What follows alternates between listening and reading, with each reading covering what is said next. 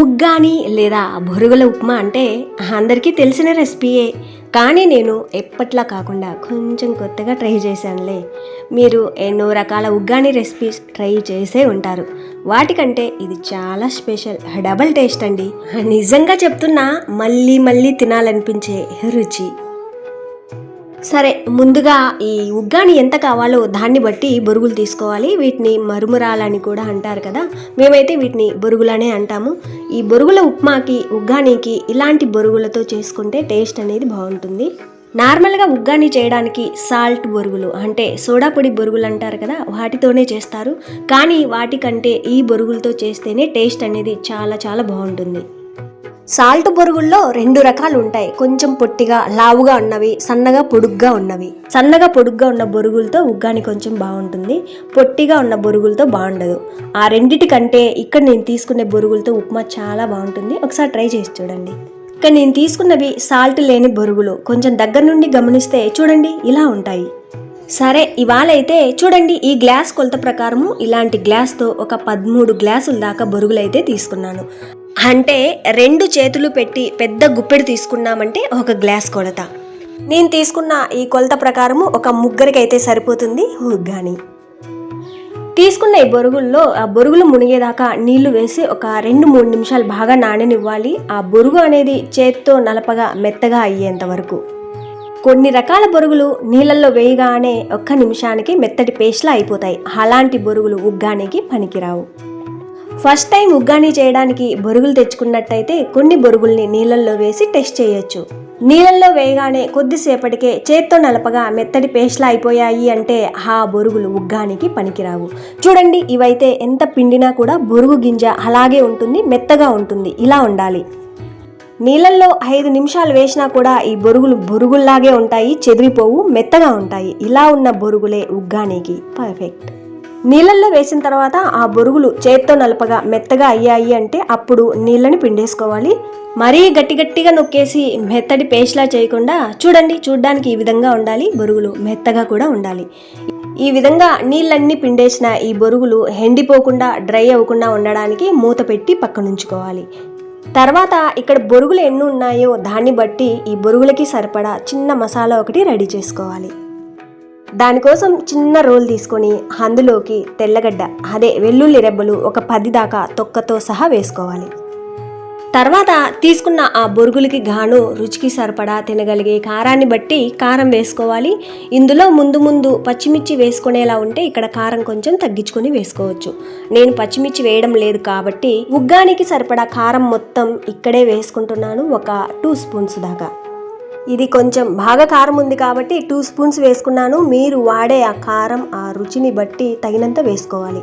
1/4 tea spoon దాకా పసుపు, ఆ బొరుగులకి సరిపడా సాల్ట్ కూడా వేసి వీటిని మెత్తగా గ్రైండ్ చేసుకోవాలి. మెత్తటి పేస్ట్లా కొంచెం ముద్దలా తయారవుతుంది, అప్పటిదాకా దంచుకోవాలి. ఈ విధంగా మిక్సీ జార్లో కూడా గ్రైండ్ చేసుకోవచ్చు, కానీ ఇలా దంచుకోవడం వల్ల టేస్ట్ అనేది ఇంకా బాగుంటుంది. ఇందులో వేసిన పసుపు కానీ సాల్ట్ కానీ తర్వాత పోపులో అయినా వేసుకోవచ్చు, లేదా ఇక్కడే వేసి అయినా దంచుకోవచ్చు, అది మీ ఇష్టం. కొంచెం ముద్దలా ఉంటుంది వెల్లుల్లి వేసాం కాబట్టి. చూడండి, ఇక్కడ నేను గ్రైండ్ చేసిన ఈ వెల్లుల్లి కారం అనేది నేను తీసుకున్న బొరుగులకి పర్ఫెక్ట్గా సరిపోతుంది. మసాలా ఎక్కువ లేదు, తక్కువ అవ్వలేదు. మీరు బొరుగులు ఎన్ని తీసుకున్నారో దాన్ని బట్టి మసాలా రెడీ చేసుకోవాల్సి ఉంటుంది. తర్వాత కడాయిలోకి ఒక 6-7 స్పూన్స్ దాకా ఆయిల్ వేసుకోవాలి. వేసిన ఆయిల్ బాగా హీట్ ఎక్కింది అనుకున్నాక కొంచెం ఆవాలు వేసుకోవాలి. చూడండి, ఆవాలు మొత్తం ఈ విధంగా చిట్పట్లాడి బాగా గంతులేసిన తర్వాత 2 మీడియం సైజు ఉల్లిపాయల్ని ఈ విధంగా సన్నగా పొడుగ్గా కట్ చేసి వేసుకోవాలి. ఉగ్గానీలో ఉల్లిపాయలు ఎక్కువ వేసుకుంటే టేస్ట్ అనేది బాగుంటుంది. ఎర్రగా వేగిన ఈ ఉల్లిపాయ ముక్కలు మధ్యలో పంటికి తగిలి టేస్ట్ అనేది చాలా బాగుంటుంది. ఇందాక నేను చెప్పినట్లు పచ్చిమిర్చి వేసుకోవాలనుకుంటే ఇక్కడ వేసుకోవచ్చు. గ్రైండ్ చేసిన మసాలాలో కారం వేసాం కదా, ఆ కారం కానీ ఇక్కడ వేసే పచ్చిమిర్చి కానీ 2 కొంచెం చూసుకుని వేసుకోవాలి. నేను తీసుకున్న ఆ బొరుగులకి గాను 2 పెద్ద సైజు ఉల్లిపాయలను కూడా వేసుకోవచ్చు. మీడియం ఫ్లేమ్లో కొద్దిసేపు వేయించగా చూడండి, ఉల్లిపాయ ముక్కలు ఈ విధంగా ఎర్రగా వేగాలి. ఈ విధంగా వేగిన తర్వాత ఇందాక మనం రోట్లో దంచుకున్నాం కదా, ఈ మసాలా వేసుకోవాలి.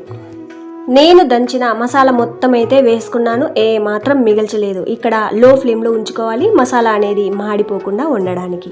లో ఫ్లేమ్లో ఉంచి వేసిన ఈ మసాలా ఆయిల్లో వేగి మనం వెల్లుల్లి వేసి దంచాం కదా, ఆ వెల్లుల్లి ఆయిల్లో వేగి ఒక మంచి స్మెల్ వస్తుంది. అప్పటిదాకా వేయించుకోవాలి.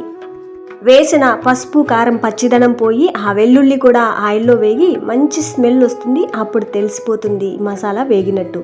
తర్వాత ఫ్రెష్గా కరివేపాకు రెమ్మలు కూడా వేశాక అలా ఇలా కలిపేసి ఇందాక రెడీగా ఉంచుకున్నాం కదా బొరుగులు, అవి వేసుకోవాలి.